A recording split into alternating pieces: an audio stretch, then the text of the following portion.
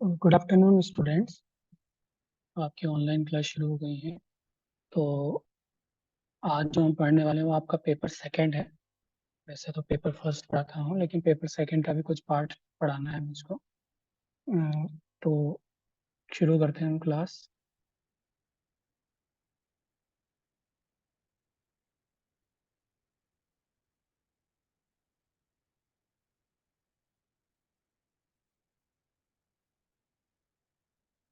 Screen share हो रही है।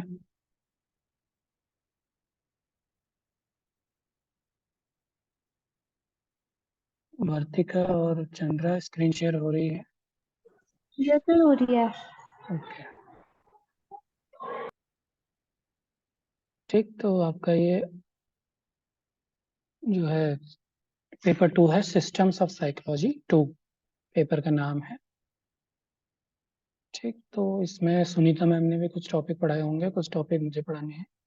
तो आज जो हम टॉपिक पढ़ने वाले हैं वो है साइको एनालिसिस।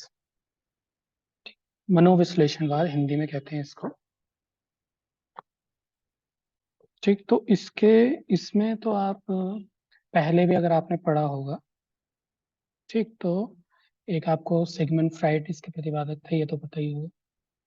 सौरभ तिवारी।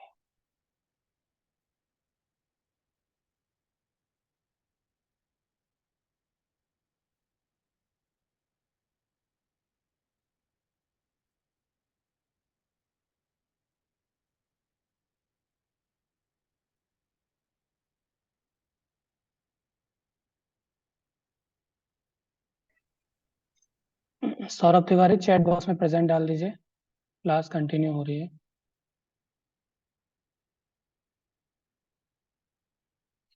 ठीक, तो सिगमंड फ्राइड थे, इन्होंने प्रतिपादन किया था। तो वैसे ये जो मनोविश्लेषणवाद है बहुत ही बड़ा एक मतलब संप्रदाय है, या फिर थ्योरी कह लीजिए है।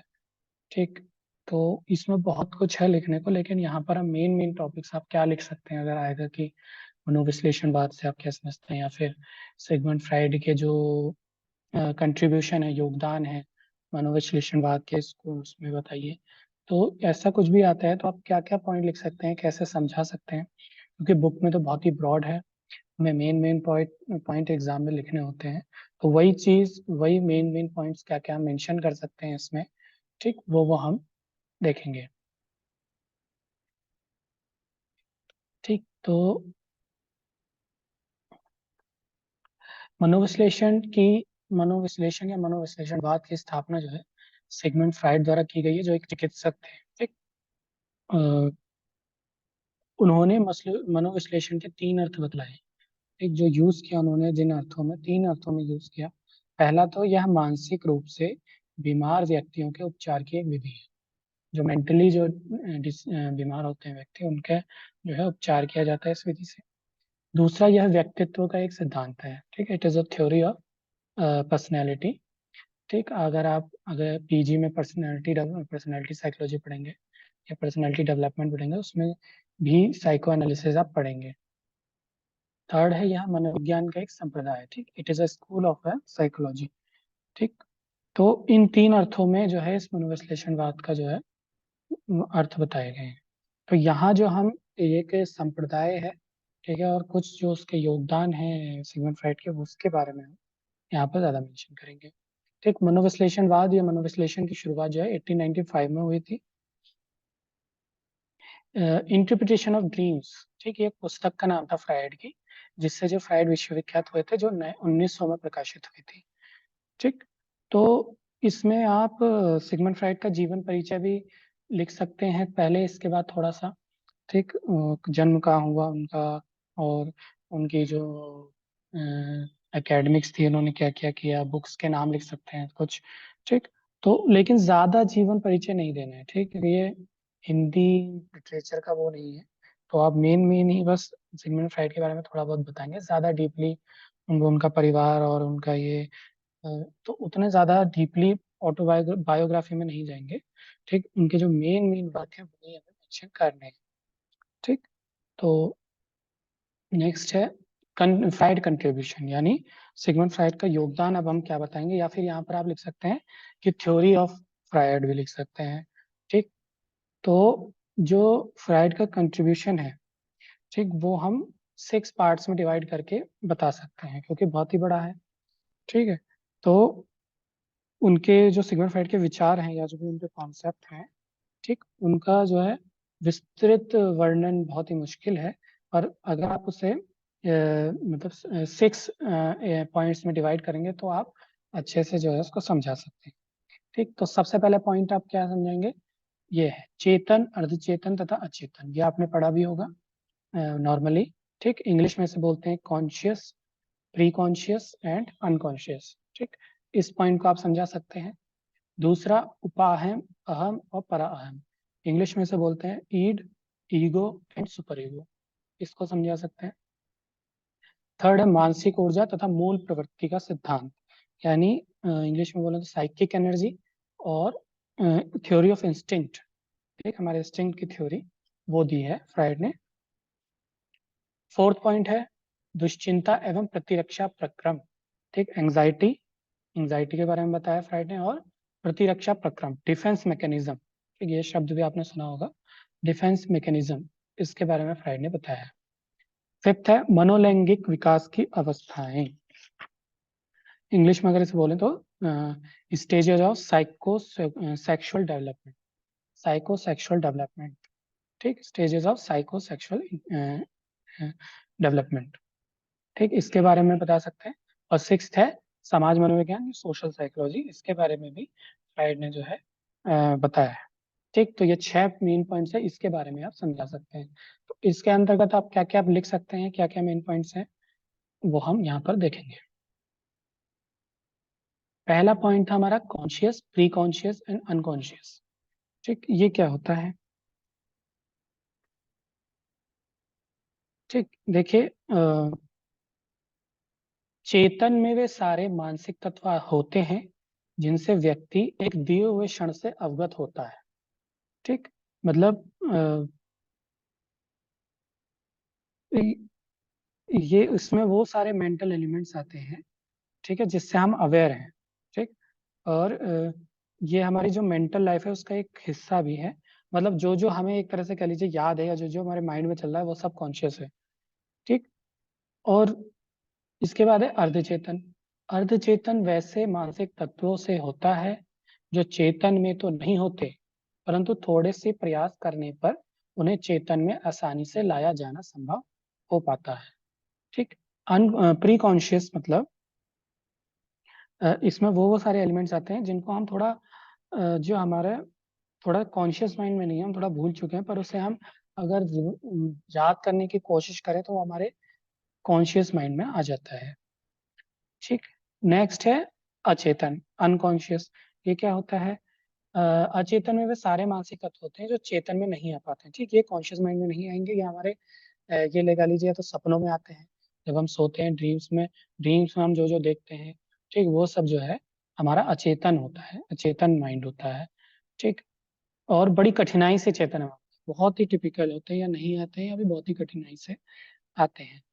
ठीक, तो 3 तरह के जो है मन को जो इन्होंने स्तर बताए, चेतन, अर्धचेतन और अचेतन। ठीक है, इनके बारे में आप लिख सकते हैं। एक तरह से इसको आइसबर्ग से तुलना की है सिगमंड फ्रायड ने। ठीक, आइसबर्ग से, कि जो आइसबर्ग आपने देखा होगा समुद्रों में, मतलब आइस सुना होगा, समुद्र में जो बर्फ के होते हैं बहुत बड़े, जो आइलैंड टाइप के। ठीक, उसमें क्या होता है, बर्फ का हमें जो समुद्र से ऊपर है वो दिखता है। ठीक, तो जो दिखता है वो चेतन है। ठीक, जो डूबा हुआ हिस्सा है, वो आपका चेतन में आएगा, जो हमें दिखता नहीं है, परंतु वो जो कॉन्शियस से ज्यादा बड़ा होता है। अब जो डूबा हुआ आइसबर्ग का भाग होता है वो ज्यादा बड़ा होता है जो कि दिख रहा है। ठीक, तो इससे आप जो है इसको डिस्क्राइब कर सकते हैं। नेक्स्ट है आपका ईड, ईगो एंड सुपर ईगो। ठीक, अहम, उपाहम, अहम एंड पराहम। ठीक, अब ये क्या होता है, उपाहम व्यक्तित्व का जैविक तत्व होता है। ठीक, बायोलॉजिकल एलिमेंट। उपाहम की इच्छाएं एवं आवेग असंगठित होते हैं। ठीक, उपाहम अपनी इच्छा को तुरंत पूर्ति करना चाहता है। ठीक, जो भी हमें इच्छाएं तुरंत उत्पन्न होती हैं हमें, ठीक, वो सब ईड में आती है। ठीक, यह एक जन्मजात होता है।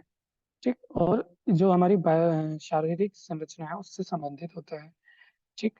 और ये हमारे कोई भी नियम कानून जो हमारे उसका है उसको नहीं मानना पड़ता, मतलब कैसे भी करके जो है उसे अपना जो है वो करना है, अपनी इच्छाओं की पूर्ति उसे करनी है।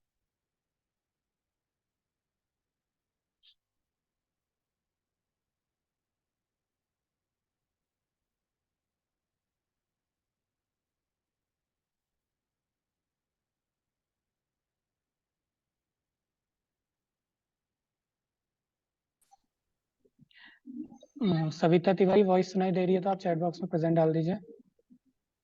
ठीक, क्लास कंटिन्यू है और माइक ऑफ कर लीजिए, चैट बॉक्स में प्रेजेंट डाल दीजिए। ठीक, माइक ऑफ कर लीजिए आप अपना।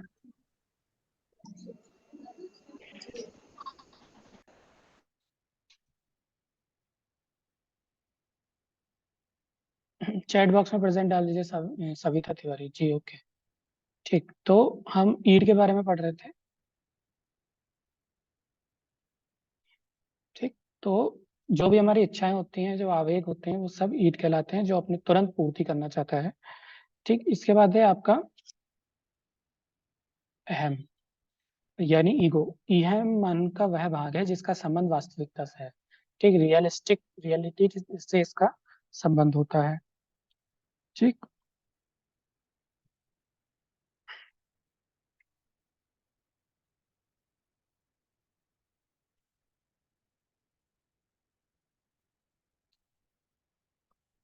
यह व्यक्ति के पूरे जीवन का लाइफ टाइम तक ये जो है चलता है। यह इसका मतलब ये वास्तविकता से इसका संबंध है, वास्तविकता के नियमों पे कार्य करता है।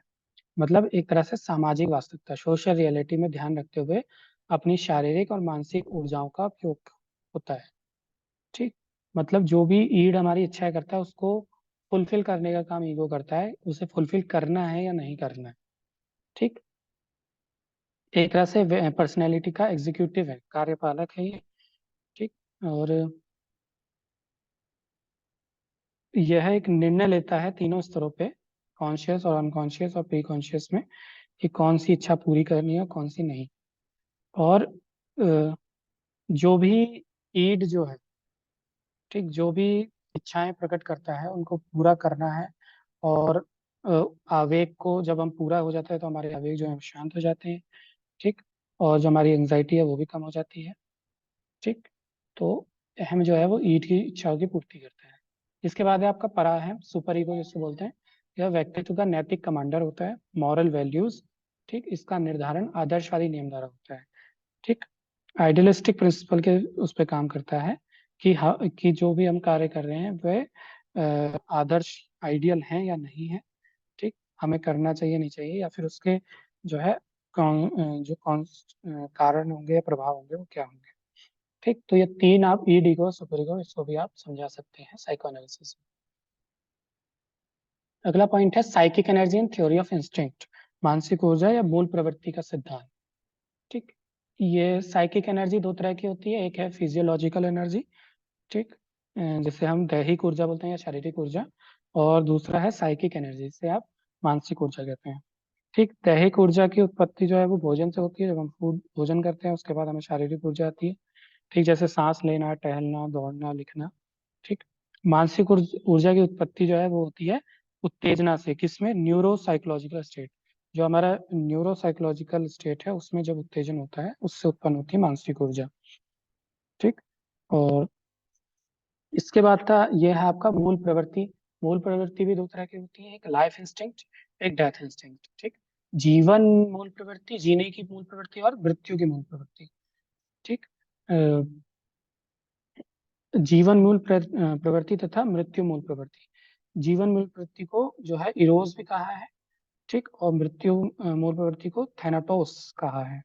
ठीक, जीवन मूल प्रवृत्ति में वे सारे बल आते हैं जो प्राणी के महत्वपूर्ण दैहिक प्रक्रियाओं को संयोजित करते हैं तथा प्रजातियों के जो प्रजनन है उनको प्रोत्साहित करते हैं। ठीक, अ,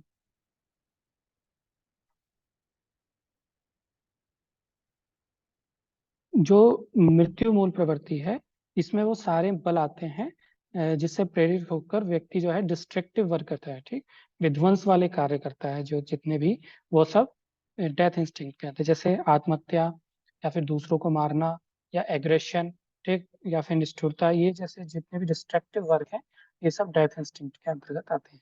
ठीक, तो ये जो साइकिक एनर्जी और इंस्टिंक्ट है इसके बारे में भी आप साइको एनालिटिक्स में समझा सकते हैं। नेक्स्ट पॉइंट था हमारा एंग्जाइटी एंड डिफेंस मैकेनिज्म, दुश्चिंता और प्रतिरक्षा प्रक्रम। ठीक, अब इसमें आप क्या क्या समझा सकते हैं, देखिए एंग्जाइटी के जो है 3 प्रकार बताए हैं फ्राइड ने। पहला है वास्तविक दुश्चिंता, ठीक, जिसे हम वास्तविक दुश्चिंता कहते हैं हिंदी में, ठीक है। इसे वस्तुनिष्ठ दुश्चिंता भी कहा जाता है। यह एक ऐसी चिंता है जिसमें पर्यावरण में उपस्थित वास्तविक खतरा या धमकी के प्रति एक सांवेगिक अनुक्रिया होती है, ठीक, जो भी हमें इन्वायरमेंटल जो हमें डेंजर्स है, ठीक है, उसके प्रति जो सांवेगिक अनुक्रिया होती है। दूसरे शब्दों में जो बाहरी दुनिया है, जब अहम की निर्भरता बढ़ जाती है तो इससे जो हमारी ऑब्जेक्टिव एंग्जाइटी बढ़ जाती है। सेकेंड है न्यूरोटिक एंग्जाइटी, बताया है तंत्रिका तापीय दुश्चिंता। इस तरह की दुश्चिंता में अहम को उपाहम की प्रवृत्तियों द्वारा धमकी मिलती है, मतलब जो ईड है वो ज्यादा हावी होता है ईगो पर। इसका मतलब यह हुआ कि जब अहम की निर्भरता उपाहम पर बढ़ जाती है तो इससे तंत्रिका तापीय दुश्चिंता की उत्पत्ति होती है। थर्ड है मॉरल एंग्जाइटी, नैतिक दुश्चिंता, ठीक, जब अहम को परा अहम से धमकी मिलती है, ठीक, जब ईगो को सुपर ईगो से धमकी मिलती है तो इससे व्यक्ति में नैतिक दुश्चिंता उत्पन्न हो जाती है। ठीक, दूसरे शब्दों में जब अहम की निर्भरता पराअहम पर हो जाती है इससे व्यक्ति में नैतिक दुश्चिंता उत्पन्न होती है। ठीक, ऐसी दुश्चिंता में व्यक्ति में दोष भाव, गिल्ट की भावना और आत्म आलोचना, ठीक है, अपनी क्रिटिक करना और एक तरह से लज्जा, ये सारी भावना उत्पन्न होती है। ठीक, तो 3 तरह की जो एंग्जाइटी है वो आप इसमें समझा सकते हैं। इसके बाद डिफेंस मैकेनिज्म बताया है, तो रक्षा प्रक्रम, प्रतिरक्षा प्रक्रम। इसमें आप पहला बता सकते हैं रिप्रेशन। ठीक, फ्राइडे के अनुसार ही सबसे अच्छा रक्षा, मतलब जो भी हमारे डेंजर्स हैं उससे हम अपना डिफेंस किस तरह से करते हैं वो है डिफेंस।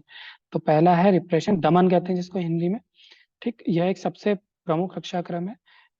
इस प्रक्रम में व्यक्ति अवांछित एवं कामुक इच्छाओं और भावनाओं को चेतन से हटाकर अचेतन में कर देता है। जो भी उसके ईड में, जो भी जो कॉन्शियस माइंड में, ठीक, जितनी भी बुरी इच्छाएं उन सबको वो अचेतन में डाल देता है, चेतन माइंड में लाता ही नहीं है। ठीक, जितने भी दमित इच्छाएं, ठीक, मतलब अपनी इच्छाओं का दमन कर देना। ठीक, तो ये एक डिफेंस मैकेनिज्म है। दूसरा है रिएक्शन फॉर्मेशन, प्रतिक्रिया निर्माण। ठीक, इसमें व्यक्ति अपने अहम को किसी अप्रिय इच्छा तथा प्रेरणा से, ठीक, उस इच्छा या प्रेरणा से विपरीत इच्छा या प्रेरणा विकसित कर जाता है। कोई भी हमारे अंदर, मान लीजिए कोई भी इच्छा उत्पन्न हो रही है और उस इच्छा को दबाने के लिए हम बिल्कुल अपोजिट उसके अपोजिट कोई इच्छा कर दें अगर उसको हटाने के लिए, तो ये आपका प्रतिक्रिया निर्माण में आएगा। ठीक, बिल्कुल उसके अपोजिट वाली प्रेरणा हम उत्पन्न कर लेते हैं। ठीक, तो ये सब है आपका रिएक्शन फॉर्मेशन में।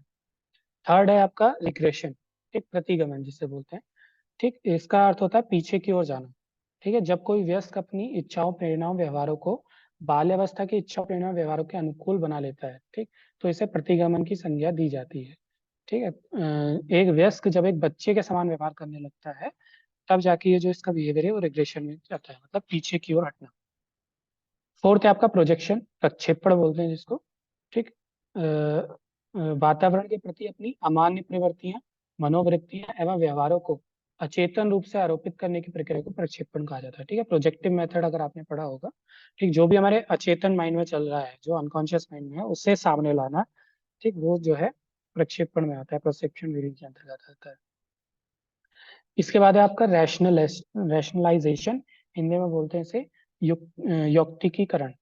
ठीक, इसमें व्यक्ति अपने अयुक्ति संगत व्यवहारों को युक्ति संगत एवं तर्क संगत व्यवहार के रूप में परिणत करके अपने आप को संतुष्ट करता है। जो भी उसके इररिलेवेंट जो व्यवहार है उनको रिलेवेंट करना। ठीक, इसके बाद है आपका उदात्तीकरण, सब्लिमेशन कहते हैं इसको इंग्लिश में। इसमें व्यक्ति अपनी असंतुष्ट इच्छाओं की पूर्ति समाज द्वारा स्वीकृत लक्ष्यों या उद्देश्यों के रूप में प्रतिस्थापित करके करता है। ठीक है, जैसे एक विवाहित महिला का बहुत दिनों तक संतानविहीन रहने पर बाल्य कल्याण केंद्र खोलना और उदात्तीकरण का एक उत्तम उदाहरण है। मतलब जो भी वो असंतुष्ट है, उसकी कोई इच्छा पूरी नहीं हो रही है, तो उसके अनुरूप जब वो कार्य करने लगे तो वो उदात्तीकरण में आएंगे। सेवेंथ है डिस्प्लेसमेंट। सेवेंथ बोलते हैं, इसको बोलते हैं विस्थापन। ठीक। इस रक्षा प्रक्रम में व्यक्ति अपने अहम को कष्टकर एवं अनैतिक इच्छाओं से उत्पन्न द्वंद्वों संघर्षों से बचाता है। ठीक है। माता पिता द्वारा पिटाई होने पर बालक द्वारा अपने छोटे भाई बहन के पीटना, ठीक है, झिटकना विस्थापन का एक अच्छा उदाहरण है। ठीक। अगर भाई बहनों के में लड़ाई की वजह से उनके माँ बाप किसी एक बच्चे को मारते हैं, फिर जो बड़ा बच्चा है वो अपना गुस्सा छोटे वाले पे निकालता है इस तरीके से, तो ये जो है विस्थापन, डिस्प्लेसमेंट। ठीक। तो ये सब डिफेंस मैकेनिज्म है, इसका मेंशन आप इस थ्योरी में कर सकते हैं। इसके बाद आपका है स्टेजेस ऑफ साइकोसेक्सुअल डेवलपमेंट, मनोलैंगिक विकास की अवस्थाएं इसको बोलते हैं। इसमें आप क्या क्या है, पहला ओरल स्टेज जिसे मुखावस्था कहते हैं। ठीक। यह अवस्था जन्म से लेकर प्रथम 2 सालों तक का होता है। ठीक। फ्राइड के अनुसार यौन जन्म के समय भी उपस्थित रहता है। शायद यही कारण है कि बच्चे जो है चूसना तथा भोजन करने की प्रक्रिया से आनंदित होते हैं। ठीक। तो ये आपका ओरल स्टेज है, मुखावस्था जिसको बोलते हैं। सेकंड है एनल स्टेज, गुदावस्था बोलते हैं। इस अवस्था में कामुकता क्षेत्र मुंह से हटकर शरीर के जो गुदा क्षेत्र में आ जाता है। यह अवस्था 2 से 3 साल के आयु बच्चे के बीच होती है। ठीक। जो हमारा एक्सक्रीशन सिस्टम है, मतलब मलमूत्र त्यागना संबंधित क्रियाएं, ठीक है, उसमें जो बच्चे आनंद भी उठाते हैं। ठीक। तो ये जो है एनल स्टेज में, गुदावस्था में आपका आता है। थर्ड स्टेज है फैलिक स्टेज। ठीक। इसे बोलते हैं शिश्नावस्था। ठीक। यह अवस्था चौथे से 5वें साल के दौरान उत्पन्न होती है। इसमें कामुकता क्षेत्र ज्ञानेंद्रियां होती हैं। इस अवस्था में बच्चे अपने ज्ञानेंद्रियों को जो है जननेंद्रियों को छूते हैं। ठीक है, उनको उनसे खेलते हैं, मतलब एक तरह से। ठीक। और एक तरह से उससे इंजॉय करते हैं। ठीक। फोर्थ स्टेज है लेटेंसी पीरियड। ठीक। अव्यक्त अव्यक्त अवस्था बोलते हैं। यह अवस्था 6 या 7 साल से 12 वर्ष तक की होती है। ठीक। इस अवस्था में बच्चों में कोई नया कामुकता क्षेत्र विकसित नहीं होता है, साथ साथ ही लैंगिक इच्छाएं भी सुषुप्त रहती हैं। इस अवस्था में बच्चों की लैंगिक ऊर्जा का उदात्तीकरण हो जाता है, अर्थात उसकी अभिव्यक्ति भिन्न भिन्न प्रकार के अलैंगिक क्रियाओं जैसे ड्राइंग और एजुकेशन और जो स्पोर्ट्स, इनमें हो जाती है। ठीक है। अब उसका सेक्सुअल से हटके नॉन सेक्सुअल एक्टिविटीज में उसका होने लगता है लिटेंसी पीरियड में। फिफ्थ है आपका जेनिटल पीरियड। ठीक। जननेंद्रिय अवस्था। ठीक है, 13 वर्ष की आयु से प्रारंभ हो जाता है। ठीक। इस अवस्था के प्रारंभ होते ही अनेक शारीरिक परिवर्तन होते हैं। ठीक है, और जो हमारे ग्लैंड्स हैं वो मिच्योर होते हैं, परिपक्व हो जाते हैं। ठीक है, जैसे किशोर अवस्था के वर्ष में। ठीक है। तो मतलब अपोजिट जेंडर की तरफ अट्रैक्ट होना। ठीक। ये आपका जेनिटल पीरियड में होता है। ठीक। तो ये जो और ये जो 5 स्तर हैं, ये फ्राइड के साइकोसोशल डेवलपमेंट की विकास की अवस्थाएं हैं। इनको भी आप इस में मेंशन कर सकते हैं। ठीक। अगला है आपका सोशल साइकोलॉजी, समाज मनोविज्ञान।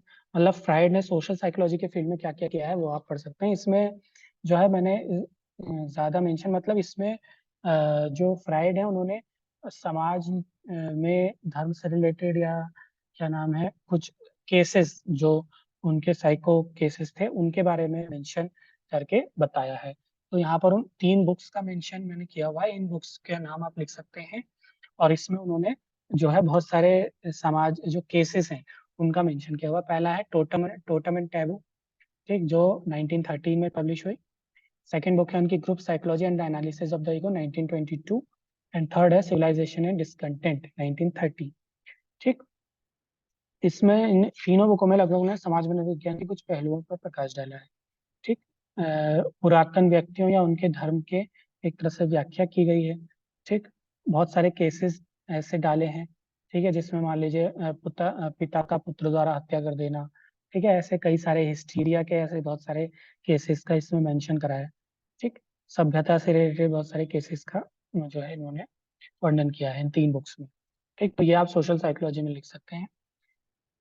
ठीक। तो ये 6 पॉइंट जो है आपके, जो यहाँ पर मैंने मेंशन किए हैं, इनको आप साइको एनालिसिस थ्योरी पे लिख सकते हैं। ठीक। एक बार फिर से मैं 6 पॉइंट्स को आपको बता दूं। ठीक। ये आपका चेतन, अचेतन, अचेतन सेकंड है उपायन, अहम तथा पराहम। थर्ड है मानसिक ऊर्जा तथा मूल प्रवृत्ति का सिद्धांत। फोर्थ है दुश्चिंता एवं प्रतिरक्षा प्रक्रम।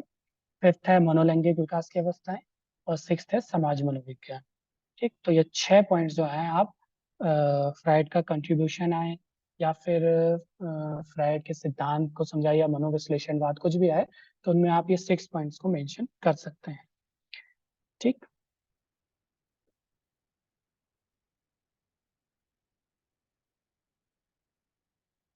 ठीक है, तो thank you so much for joining. आप लोग जो है क्लास लीव कर सकते हैं।